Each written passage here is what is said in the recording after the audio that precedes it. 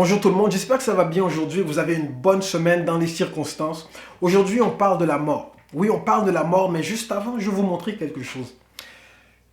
Si vous vous rendez au gospelvie.com/imagine, vous allez aboutir sur la page suivante sur laquelle vous trouverez des informations concernant la ligne d'écoute d'Imagine Centre-Sud, qui est le service d'action sociale de l'église Gospel Vie. La ligne d'écoute d'Imagine est dédiée à toute personne qui réside dans le quartier Centre-Sud de Montréal et qui a besoin de parler à quelqu'un.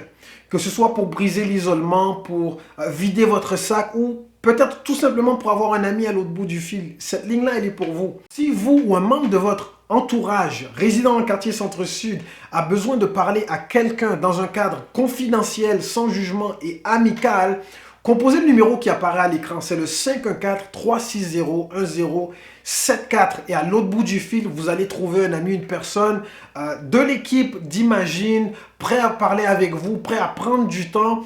Et je vous assure que ça va vous faire le plus grand bien. Maintenant, concernant notre sujet du jour, la mort. Est-ce que vous savez que la mort n'a pas toujours existé? Je sais que c'est surprenant pour certains, mais la mort n'a pas toujours existé. Et je vais même ajouter que la mort n'existera pas toujours. Si vous suivez l'actualité, encore aujourd'hui, on nous donne des chiffres concernant le nombre de personnes qui sont décédées des suites du coronavirus. Et pas seulement du coronavirus, mais de toutes sortes d'autres maladies et même d'accidents ou de causes naturelles. Aujourd'hui, la mort est partout, elle fait partie de l'expérience humaine. Mais ça n'a pas toujours été le cas. Et si vous vous posez la question à savoir, mais comment est-ce que la mort est entrée dans notre monde? Comment est-ce que la mort a commencé à faire partie de l'expérience humaine, de notre réalité? Eh bien, la Bible nous donne cette réponse-là. Elle répond à cette question en nous expliquant qu'un jour, il y a un virus qui est entré dans notre monde par l'entremise des premiers êtres humains. Ces êtres humains-là ont fait une erreur fatale en introduisant dans le monde ce virus qui depuis longtemps porte le nom de péché. Je sais. Dans certains milieux, c'est pas très in de parler de péché. C'est pas un mot qu'on aime utiliser. C'est pas un mot qui est à la mode, mais c'est un mot qui traduit une réalité, quelque chose qui existe vraiment et que nous expérimentons littéralement tous les jours. Maintenant, qu'on aime ou pas entendre parler du péché, la réalité, c'est qu'il fait partie de nos vies, il fait partie de nous.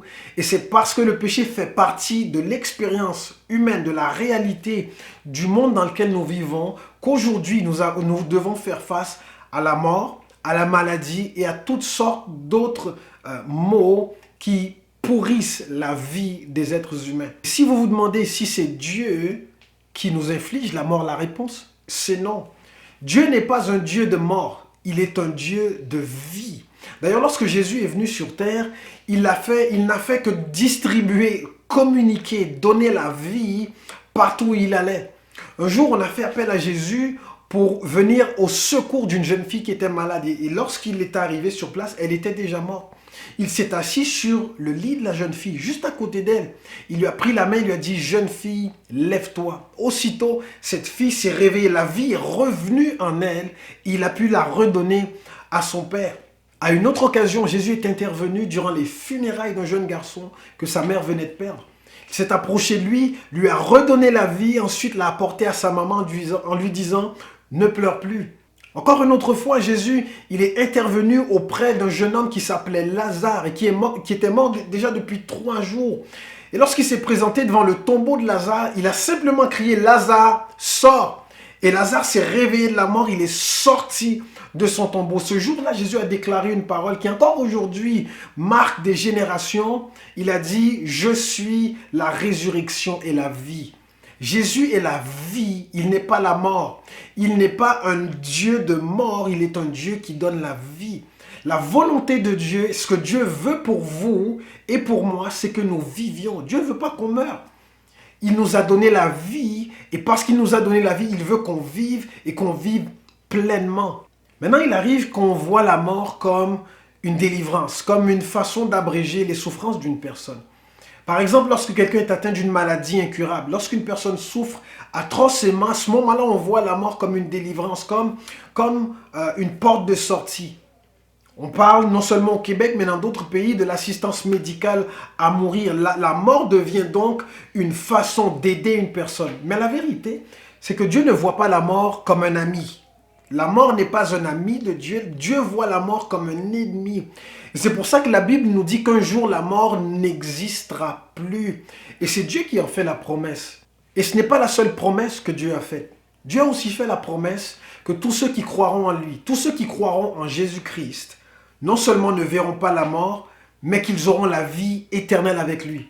Il y a ce fameux verset qui est très bien connu, peut-être que vous le connaissez aussi, qui dit « Dieu a tellement aimé le monde qu'il a donné son Fils, Jésus, afin que quiconque croit en lui ne meure pas, mais qu'il ait la vie pour toujours. » Dieu veut que vous ayez la vie pour toujours, mais pas une vie comme celle qu'on vit aujourd'hui, avec la mort, avec la maladie et avec toutes sortes de maux, mais une vie qui est pleine, qui est riche, qui est remplie et une vie qui est caractérisée par toutes les bénédictions et qui s'accompagne de toutes les bénédictions que Dieu veut nous donner.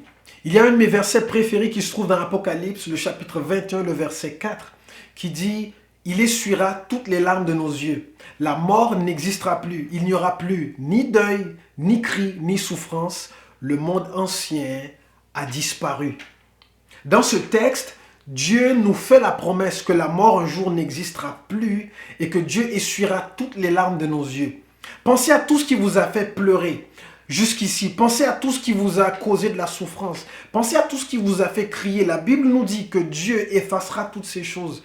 Parce que le monde ancien aura disparu. Le monde ancien tel que le présente la Bible, c'est le monde dans lequel on vit maintenant. Ce monde dans lequel nous vivons est appelé dans la Bible le monde ancien. Parce que Dieu voit déjà dans l'avenir et il a déjà préparé un avenir pour vous et moi. Et la seule chose qui est attendue de vous, c'est que vous mettiez votre foi en Jésus-Christ, celui qui donne la vie et celui qui est capable d'éradiquer complètement non seulement la maladie, mais la mort avec elle. Peut-être en m'écoutant aujourd'hui, vous avez vu la mort de près. Vous avez perdu un membre de votre famille ou de votre entourage, des suites du coronavirus, d'un cancer, d'un accident ou peut-être d'autres choses. Et vous vous posez des questions. Peut-être même que vous vous dites que c'est Dieu qui vous a enlevé cet être cher. Ce matin, je veux vous laisser avec la pensée suivante. La mort n'est pas de Dieu. Ce n'est pas lui qui souhaite la mort. Dieu est un Dieu de vie. Et il a envoyé Jésus-Christ vers nous précisément pour nous donner la vie. Et la vie en abondance. Aujourd'hui, Dieu veut vous consoler, il veut vous rassurer et il veut aussi se révéler à vous. Et si vous ne le connaissez pas, vous m'entendez dire que la mort n'a pas toujours existé, qu'elle n'existera pas toujours, que Dieu donne la vie, que Dieu peut même effacer les péchés et vous donner une nouvelle vie. Et c'est nouveau pour vous tout cela, je veux vous inviter à faire une simple prière avec moi.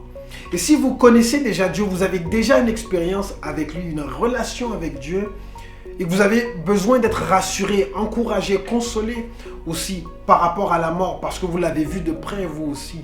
Je veux vous encourager à prier également avec moi aujourd'hui en disant tout simplement, Seigneur Jésus, toi qui effaces les péchés, toi qui donnes la vie et toi qui es capable même de chasser la mort, je te demande de te révéler à nous, je te demande de nous entourer et de nous communiquer des forces neuves et une vie en abondance comme toi seul es capable de le faire.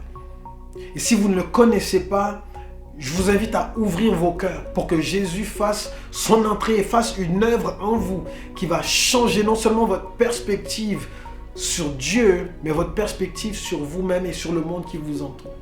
Je veux vous encourager aujourd'hui à vous tourner continuellement vers Dieu, en lui ouvrant votre cœur pour recevoir sa paix, ses consolations, ses encouragements et sa vie. La vie que seul lui peut donner, cette vie pleine, riche et entière. Si vous ouvrez votre cœur à Dieu, il peut faire des miracles dans votre vie. Je vous laisse là-dessus.